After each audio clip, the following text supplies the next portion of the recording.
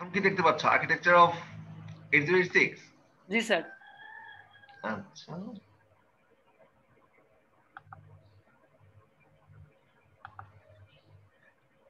কি পাইপলাইন আর্কিটেকচারটা আসছে সামনে? আসছে পাইপলাইন আর্কিটেকচার, না আসে নাই? না স্যার আসে না, পাইপলাইন আর্কিটেকচার আসে না। আচ্ছা, সমস্যা নাই। এখন আসছে নিশ্চয়ই, তাই না? আসছে? এখন আসছে। জি স্যার, আসছে স্যার। আচ্ছা, এটা আসলে আমার সাথে তোমরা যারা কম্পিউটার আর্কিটেকচার ক্লাস করেছো একেবারেই কোনো ব্যাপার না, তাদের জন্য এটা কয়েক মিনিটের ব্যাপার, এটা বুঝে যাবে, তাই না?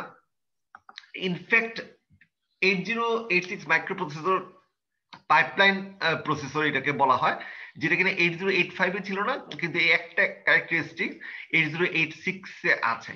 তোমরা অনেকে প্রেজেন্টেশন দিয়েছো, কিন্তু প্রেজেন্টেশনের মধ্যে মনে হয় না আমি কারো কাছ থেকে শুনেছি, আমি মনে করতে পারছি না যে এই ক্যারেক্টারিস্টিক্স এর কথা মেনশন করেছো। তোমরা কি কেউ বলতে পারো যে 8086 কেন এটাকে পাইপলাইন আর্কিটেকচার বলা হয়? স্যার আমরা যে দুইটা যে বাস ইম্পোর্ট, রাজু বলছো?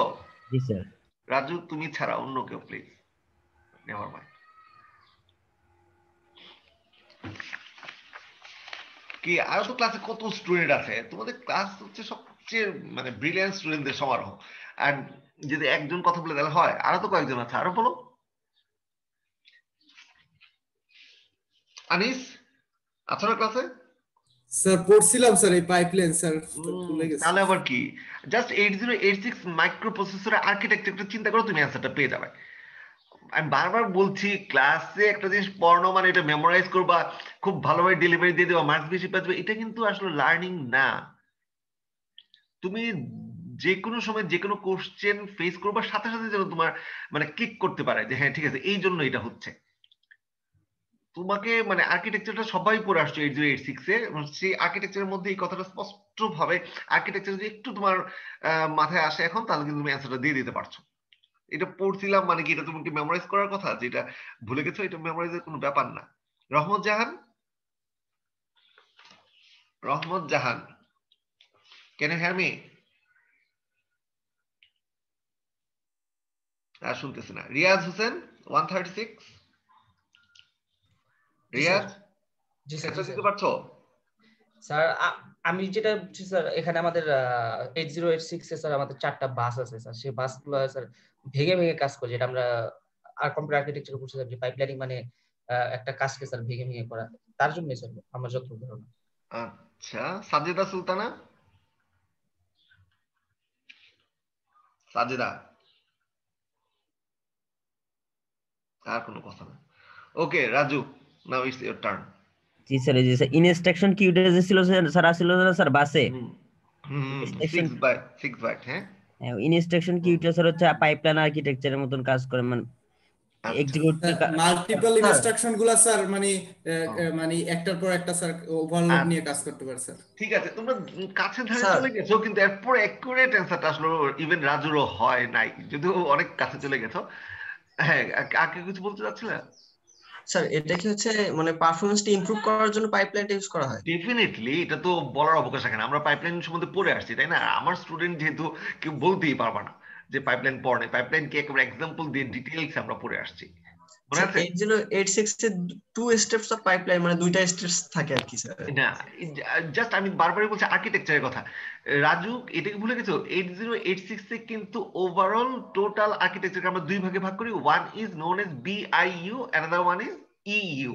Can you remember class? জি স্যার, হ্যাঁ ইনস্ট্রাকশন এক্সিকিউট আর হচ্ছে স্যার হচ্ছে হ্যাঁ, একটা হচ্ছে bus interface unit, another one is execute unit. তার মানে কি, একটা হচ্ছে ফেচ করবে ইনস্ট্রাকশন, যেটা নিয়ে আসে সেগুলো নিয়ে আসবে, আর একটা হচ্ছে এক্সিকিউট করবে। তাহলে দেখো যখন একটা ইউনিট একটা কাজ করবে বা এক্সিকিউট করে নিয়ে আসলো, দেন পরে ইউনিট দিবে এক্সিকিউট করার জন্য, তখন কিন্তু আগের ফেচিং ইউনিটটা বাস ইন্টারফেস ইউনিটটা কিন্তু আইডল বসে আছে, তার মানে ওই টাইমে সে আরেকটা কাজ করতে পারছে।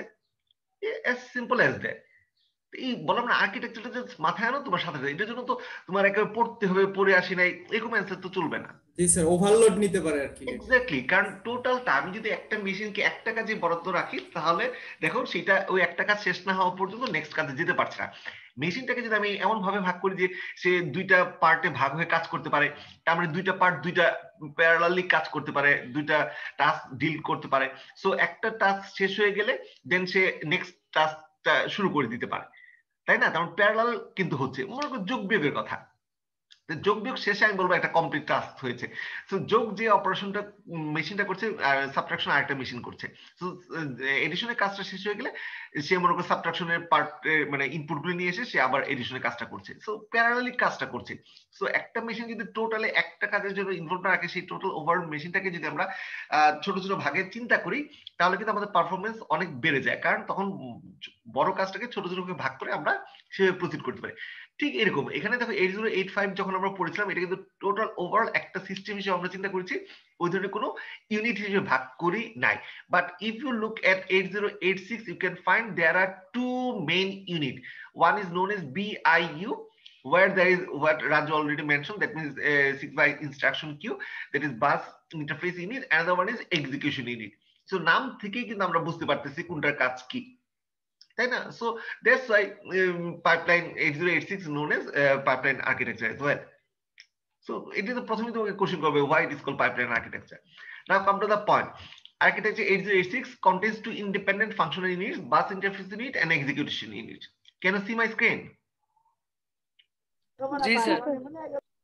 Okay, so bus interface unit handles transfer of data and addresses between processor and memory, and execution unit receives opcode of an instruction from the queue. That means with the bus interface unit যে 6টা byte decodes it and then executes it. ওকে, তো বুঝতেই পারছি আমার ওইটা just fetch নিয়ে আসবে কোন ইনস্ট্রাকশন কোনটা কি, দেন এক্সিকিউশন ইউনিট সে ডিকোড করে এক্সিকিউট করবে। এটা হচ্ছে এক্সিকিউশন ইউনিটের কাজ। সো এই যে বিআইইউ আর EU, that means execution unit, এটা কি প্যারালালি এই কাজগুলি করতে পারে। So the BIU fetches the instruction code from memory and stores them in the queue. তারপর কি সেই কিউ থেকে একটা একটা করে আমরা জানি কোথায় আসে, এক্সিকিউশন ইউনিট আসে এক্সিকিউট করার জন্য। তার মানে বিআইইউ ইউ এটা প্যারালাল অপারেট করে। দ্যাটস ওয়াই ওভারঅল 8086 আর্কিটেকচারটাকে আমরা কি বলি, পাইপলাইন আর্কিটেকচার। এই যে একটা ছোট্ট একটা ফিগার দিয়ে তোমার এখানে বোঝানো হয়েছে।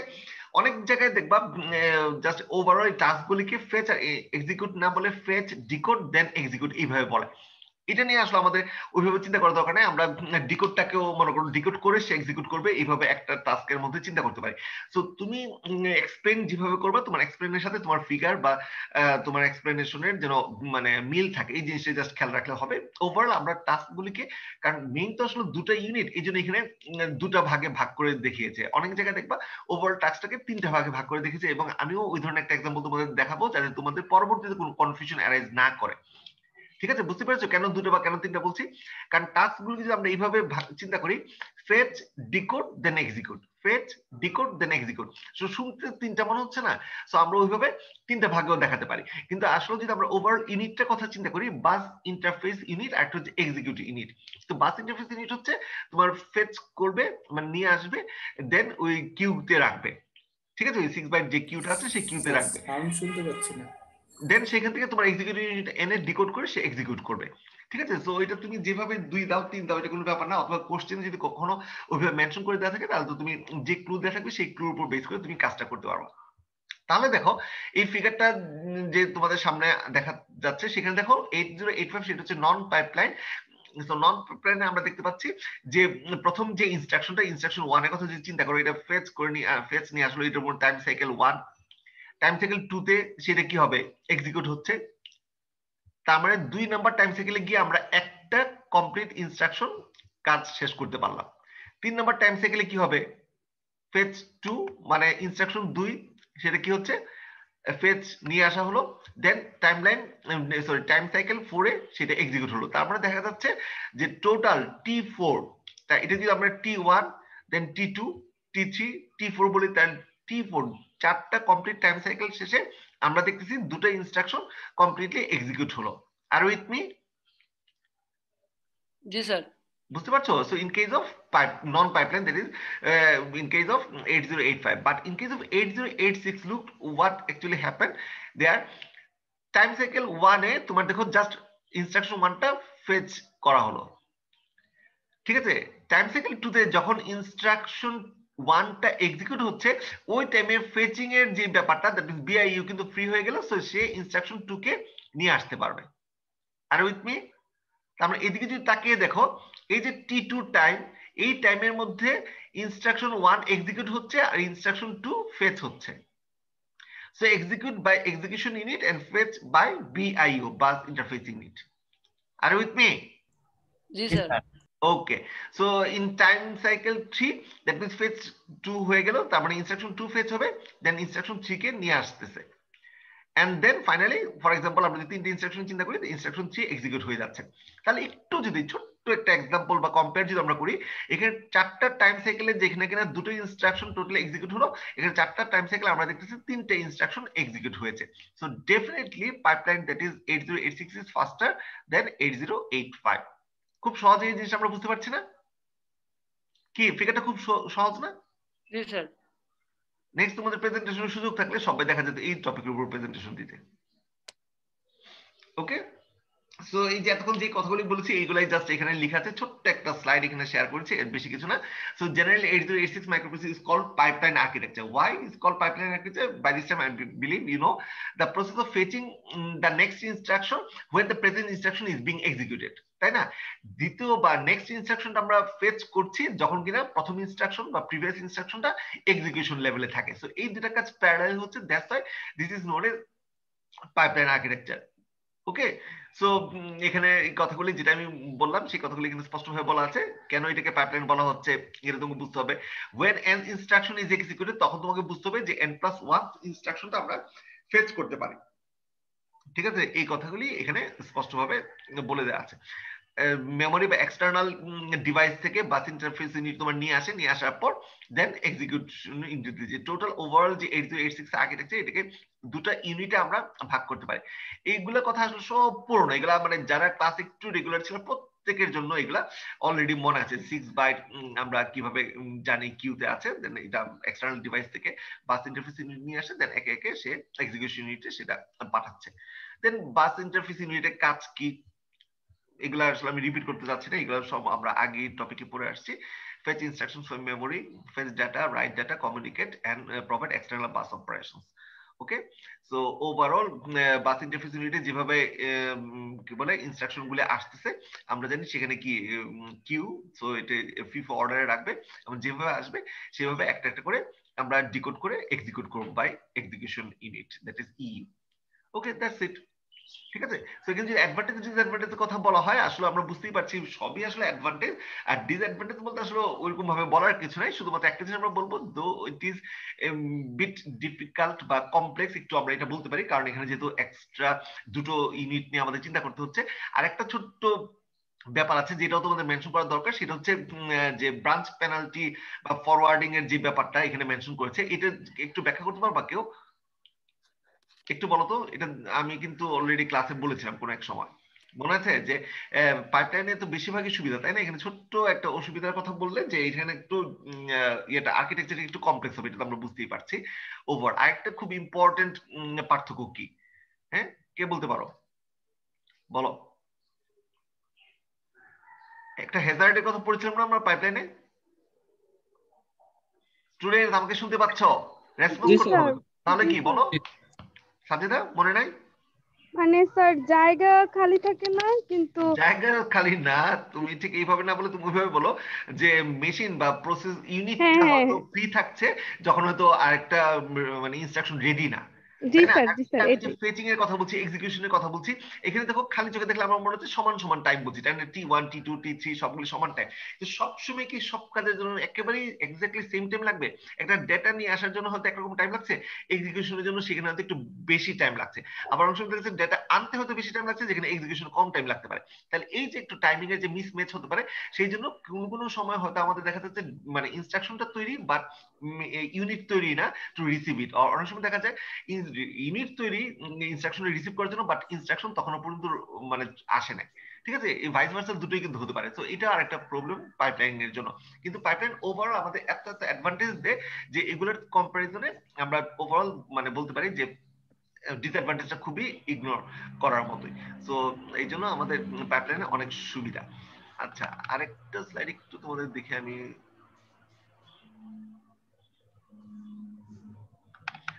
আচ্ছা দেখো এখানে কেন বলা হচ্ছে একই জিনিস, জাস্ট আমি এই জন্য রিপিট করছি না।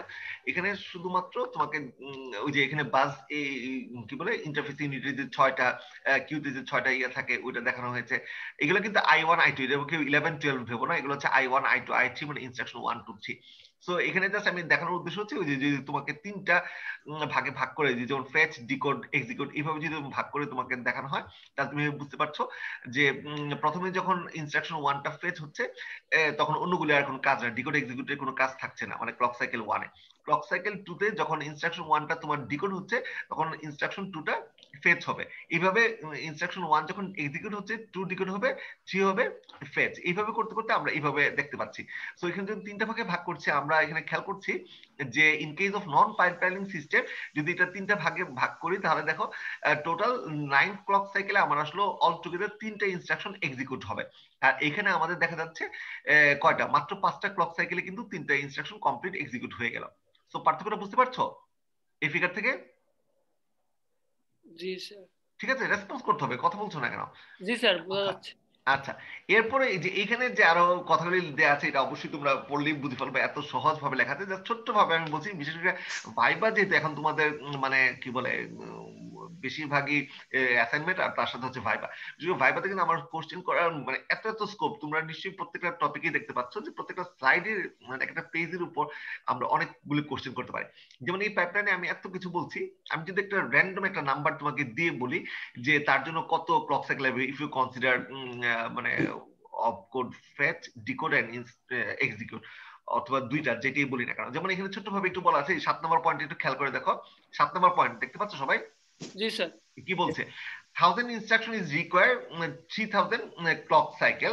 তার মানে এখানে যদি মানে একটা ইনস্ট্রাকশনের জন্য যেহেতু 3টা ক্লক সাইকেল, ফর এক্সাম্পল কি fetch decode and execute, so একটা ইনস্ট্রাকশনের জন্য 3টা ক্লক সাইকেল লাগলে 1000 ইনস্ট্রাকশনের জন্য লাগবে কত? 3000 ক্লক সাইকেল। কি সহজ না? নন পাইপলাইনিং এর ক্ষেত্রে সহজ হিসাব তো, কি কথা বলো? জি স্যার, সহজ হিসাব। একটা ইনস্ট্রাকশনের জন্য 3টা ক্লক সাইকেল লাগছে, ফেচ ডিকোড এক্সিকিউট। তার মানে 1000 ইনস্ট্রাকশনের জন্য কয়টা ক্লক সাইকেল লাগবে? 3000 ক্লক সাইকেল লাগবে। ঠিক আছে সে। আচ্ছা, কিন্তু আমি যদি বলি জাস্ট এই 1000 ইনস্ট্রাকশন কি তুমি নন পাইপলাইনে চিন্তা করো, তাহলে তোমার কয়টা ইনস্ট্রাকশন লাগবে, সরি কয়টা ক্লক সাইকেল লাগবে? খুব চিন্তায় পড়ে গেলা তাই না? এটাই তো সমস্যা, চিন্তায় পড়ার কিচ্ছু নেই, মাত্র তার সাথে 2টা বাড়িয়ে দাও, মাত্র 2টা বাড়িয়ে 1002 ক্লক সাইকেলে তোমার কাজ শেষ হয়ে যাবে। কারণ কি, ওই যে মানে একটা ইনস্ট্রাকশন যখন কমপ্লিট এক্সিকিউট হবে তারপরে প্রত্যেকটা ক্লক সাইকেলে কিন্তু আমরা একটা একটা করে এক্সট্রা ইনস্ট্রাকশন পেয়ে যাব। Do you believe it? জি স্যার। কারণ এই যে এই ফিগারটাতে আসো, যখন আমার I1, এই যে I1টা এটা কত নম্বর ক্লক সাইকেল? দেখো 3 নম্বর ক্লক সাইকেলে কমপ্লিট হয়ে গেল। I2টা কিন্তু 4 নম্বরে কমপ্লিট হয়ে গেছে, I3টা 5 নম্বরে কমপ্লিট হয়ে গেছে। এখান থেকে কি তুমি একটা মেসেজ পাচ্ছ যে প্রথমটা এক্সিকিউট হতে জাস্ট যত সময় লাগতেছে, এরপরে কিন্তু এভরি সিঙ্গেল ক্লক সাইকেলে আমি একটা একটা করে ইনস্ট্রাকশন এক্সিকিউট কমপ্লিট করে ফেলতে পারবো। Do you believe it? জি স্যার। ক্লাস বাকিরা চুপ কেন? এত সহজ একটা জিনিস। কারণ প্রথমে এটা 3টা লেভেল পার হতে যে সময় লাগতেছে, এটা যখন 3rd লেভেল পার হচ্ছে অলরেডি কিন্তু I2 2টা লেভেল পার হয়ে গেছে। তার মানে এটা শেষ হওয়ার জাস্ট একটা লেভেল পরেই কিন্তু I2 পার হয়ে যাবে। তার মানে এই পর্যন্ত জাস্ট তোমার ওয়েট করতে হচ্ছে, এরপরে কিন্তু একটা একটা ক্লক সাইকেল মানে একটা একটা ইনস্ট্রাকশন। তার মানে তুমি জাস্ট এখানে হিসাব করো, এখানে জাস্ট হিসাব করো প্রথমটা পার হতে তোমার কয় সময় লাগছে? 3টা। ঠিক আছে, 3টা লাগতেছে না? তার মানে দেখো একটা কিন্তু হয়ে গেল, তো বাকি থাকতেছে কত? 999। 3 এর সাথে 999 যোগ করলে আর কত হয়? 1002 ক্লক সাইকেল। সহজ হিসাব না? এগুলো তো ভাইবার কোশ্চেন, এটা কিন্তু আমি অ্যাসাইনমেন্টও দিব না, আমি ভাইবাতে জাস্ট র্যান্ডমলি ভাবে কোশ্চেন করব তোমাকে, তোমার সাথে সাথে অ্যান্সারটা দিতে হবে। কারণ 3 নম্বরে কিন্তু একটা ইনস্ট্রাকশন কমপ্লিট এক্সিকিউট হয়ে গেল, এরপরে কি আর বাকি থাকছে কয়টা? 999টা ইনস্ট্রাকশন। আর তার মানে বাকি 999 ক্লক পালসে বাকি 999টা এক্সিকিউট হয়ে যাবে। তো 999 ক্লক আর আগেরটা প্রথমটার জন্য লাগলো 3টা ক্লক, তো 999 এর 3 কত হলো? 1002। মিলেছে? জি স্যার। তো এরকম র্যান্ডমলি আমি ভাইভাতে তোমাদের যে কোনো ধরনের একটা ফিগার দিয়ে তোমাকে ফাইন্ড আউট করতে বলবো, in case of considering 3 units or 2 units, that's totally up to me. আমি যেভাবে কোশ্চেনটা করবো জাস্ট কোশ্চেন শুনে তুমি ওইভাবে অ্যানসার দিবা। স্যার বলো। স্যার যদি 2000 ইনস্ট্রাকশন হয় তাহলে ক্লক সাইকেল কি তাহলে 2002 হবে? তুমি বলো। অবশ্যই, কারণ এখানে 3টা ইউনিটের কথা তোমার পার করতে হবে, তাই না? 2000 না 10,000 হোক, তুমি একটু চিন্তা করে দেখো না, পরের গুলি তো সব জাস্ট একটা ক্লক সাইকেল, একটা ইনস্ট্রাকশন, একটা ক্লক সাইকেল, একটা ইনস্ট্রাকশন আমরা পেয়ে যাচ্ছি। শুধুমাত্র প্রথমটা পার হতে তোমার যত সময় লাগতেছে, দ্যাটস ইট। এই যে, কি বুঝতে পেরেছো? জি স্যার, বুঝতে পারছি। এই তো, এই ছিল আমার প্রথমটার আজকের। ক্ষেত্রে 5টা ইনস্ট্রাকশন নিল কেন স্যার? বুঝি নাই। I1 থেকে স্যার I5 পর্যন্ত ফেস করলো কেন স্যার প্রথমটার ক্ষেত্রে? প্রথম এটা তো জাস্ট একটা এক্সাম্পল দিয়েছে, এটা তো নির্দিষ্ট না যে 5 পর্যন্ত নিতে হবে, ঠিক আছে? এটা জাস্ট একটা এক্সাম্পল, এবং এটা যদি জাস্ট 9টায় নিতাম স্যার সেই ক্ষেত্রে স্যার আমি যেমন এখানে 9টা দিয়ে ফার্স্ট হ্যাঁ হ্যাঁ, তুমি এখানে 9 পর্যন্ত নাও, এটা 9 পর্যন্ত নিলে, আর এখানে তখন ততক্ষণে তোমার কয়টা বের হতো, তখন তোমার 7 নাম্বারটা বের হতো, ঠিক আছে? আর এখানে যদি তারা 9টা নিয়েছে, জাস্ট মানে এক একটা ক্লক সাইকেল, এই একটা ক্লকের মধ্যে কিন্তু একটা টোটালি কমপ্লিট হবে না, এর মধ্যে কিন্তু 3টা ক্লক সাইকেল তোমার, যদিও তারা এইভাবে লিখেছে, কিন্তু এক একটার মধ্যে আসলে একটা একটা করে ক্লক সাইকেল আসে। বেটার তোমার এখানে প্রথম 3টা, যেহেতু এখানে 3টা দেখানো হয়েছে, তো প্রথম 3টা আসলে আসবে হচ্ছে জাস্ট কি I1, পরের 3টা হচ্ছে I2, পরের 3টা I3, এইভাবে আসলে যাবে। ওকে, যে তুমি 3টা মিলিয়ে একটা, ওরা জাস্ট এইভাবে ধরেছে যে একটার মধ্যে টোটালটা একটা যাচ্ছে। হোয়াটএভার, তুমি যদি, আমরা যদি এখানে পাইপলাইনটা বোঝার চেষ্টা করতেছি, তো পাইপলাইনটা যদি তুমি খেয়াল করো, পাইপলাইনটা খেয়াল করো, নিশ্চয়ই এই জিনিসটা তোমার মোটামুটি ক্লিয়ার হয়ে গেছে, তাই না? এই নিচের ফিগারটা তুমি দেখো, ঠিক আছে? এই যে কি ক্লক টাইমিং, ক্লক প্রথম ক্লক সাইকেল 1 শুধুমাত্র ফেচ হচ্ছে I1, তারপরে ক্লক সাইকেলে কি হচ্ছে, I1টা ডিকোড হয়ে যাবে, ওই টাইমে ফেচিং এর ইউনিটটা ফাঁকা, সো I2 ফেচ হবে। তারপর কি তৃতীয় ইউনিটে আবার যখন এক্সিকিউট হবে I1, তখন I2 হবে ডিকোড, আর I3 কে আমরা ফেচ করতে পারি I2 লাইক দিস, ফেস করবে। ঠিক আছে? তার মানে জাস্ট তুমি প্রথমটা যদি চিন্তা করো, I1 হতে তোমার 3টা ক্লক সাইকেল লাগছে, ভালো কথা, কিন্তু I2 হতে কিন্তু জাস্ট তুমি বলবা আর একটা, কারণ কি এগুলো কিন্তু প্যারালাল টাস্ক, এগুলো কিন্তু প্যারালাল টাস্ক, এটার জন্য নতুন করে টাইম লাগছে না, I1 এর জন্য স্যার 3টা লাগতে পারে, I2 I3 এগুলোর জন্য একটা একটা করে, একটা একটা করে। এক্স্যাক্টলি প্রত্যেকটা তো স্যার একবার করেই ফেস হইতেছে স্যার। হ্যাঁ এক্স্যাক্টলি, কারণ কি এই যে এই টাইমটা মনে করো ঠিক 3 নাম্বার ক্লক সাইকেলে যদি খেয়াল করো, এটার জন্য কি I3 ফেস হবে স্যার। এটা কিন্তু হ্যাঁ, এটা কিন্তু টাইম কিন্তু একটাই, যে 5 সেকেন্ড হয়, এই 5 সেকেন্ডে I1 যেমন এক্সিকিউট হচ্ছে, I2 ডিকোড হচ্ছে, I3 ফেচ হচ্ছে, এটা কিন্তু ইন্ডিভিজুয়াল 5টা সেকেন্ড না, একটা সময়ের মধ্যে এই 3টা কাজ হয়ে যাচ্ছে, কারণ 3টা parallel task, that's why this is called pipeline. Okay, clear? Sir 5 সেকেন্ডের ভিতরে স্যার সবগুলো আর কি এক্সিকিউট ডিকোড ফেস সবগুলোই হবে স্যার।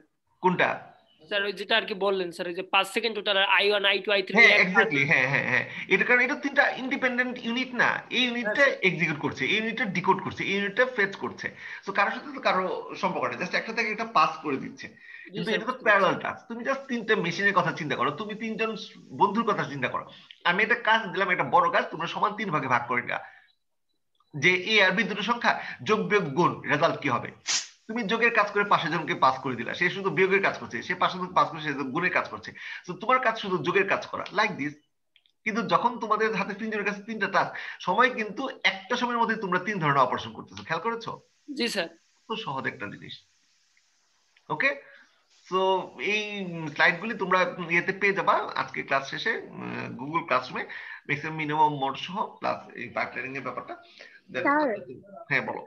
স্যার আসাদুর রহমান আজকে নেট প্রবলেমের জন্য ক্লাস করতে পারিনি, তো প্রেজেন্টেশন দিতে পারিনি, আমাকে বললো যাতে আমি আপনাকে জানাই। আচ্ছা, এই আজকে তো হচ্ছে মানে কি বলবো, একবার ডেডলাইন, তাই না? নেট প্রবলেম নিশ্চয়ই পুরো সেমিস্টার ব্যাপী ছিল না, আজকে আমরা 21-22তম ক্লাস করতেছি। জি স্যার, স্যার আমাকে বললো জানাতে, তাই। আচ্ছা ঠিক আছে, জানিয়েছো, ধন্যবাদ। Yes. তুমিও এটা জানাই দিও যে এটা আজকে একদিনের নেট প্রবলেম, এটা হতেই পারে, এটা আজকে আমারও নেট প্রবলেম হতে পারতো, তাই না? এটা তো এরকম কোনো হাত নাই, কিন্তু ওভারঅল আমি প্রত্যেক দিন আমি তোমাদের সিআর ক্লাসে রেগুলার নোটিস করতেছি, এরপর তোমাদের কোনো কিছু না, আজকে ডেডলাইন পার হয়ে গেছে, এখন আর কোনো ধরনের কোনো এক্সকিউজ কনসিডারেবল না। Anyway, thanks for cooperation. Sir তাহলে স্যার এখানে তাহলে প্রত্যেকবার 3টা করে ইনস্ট্রাকশন অ্যাড হবে। হ্যাঁ, মানে একটা নির্দিষ্ট টাইম স্লটে 3টা কাজ হচ্ছে। জি স্যার। কাজ হচ্ছে, একটা ইনস্ট্রাকশন এক্সিকিউশন হচ্ছে, অন্য একটা ইনস্ট্রাকশন ডিকোড হচ্ছে, অন্য একটা ইনস্ট্রাকশন ফেচ হচ্ছে, কিন্তু টাইম কিন্তু একটা কমন টাইম, টাইমটা কিন্তু এই জায়গায় স্যার I1টা যে স্যার যে একবারে প্রথম স্যার, এই যে 1 স্যার, স্যার এখানে শুধু ফেস হইতেছে না স্যার, এক্সিকিউশন ডিকোড কি স্যার হইতেছে? কিচ্ছু না, এগুলো ফাঁকা, এই যে ফাঁকা। হ্যাঁ স্যার, জি স্যার বুঝতে পারছি। ঠিক আছে, দেন এটা এখানে যখন আসছে তখন এই ফেচিং মেশিনটা ফাঁকা, ইউনিটটা ফাঁকা, তখন I2 ফেচ হচ্ছে। জি স্যার। তোমাদের তো আমি ভাবছি এটা পড়াতে 1 মিনিট সময় লাগবে, কারণ আমি মাত্রই গত সেমিস্টারে তোমাদের কম্পিউটার আর্কিটেকচার এটা একটা হিন্ট দিয়েছি। আশা করি পুরোটাই তোমাদের ক্লিয়ার হবে। ওকে, তো এই পর্যন্তই থাক, টাইমও শেষ আমার, যেহেতু আরেকটা সেকশনের সাথে ক্লাস। তো তোমরা সবাই ভালো থেকো, আবার নেক্সট উইক ইনশাআল্লাহ দেখা হচ্ছে। ওকে, আসসালামু আলাইকুম স্যার। ওয়ালাইকুম আসসালাম।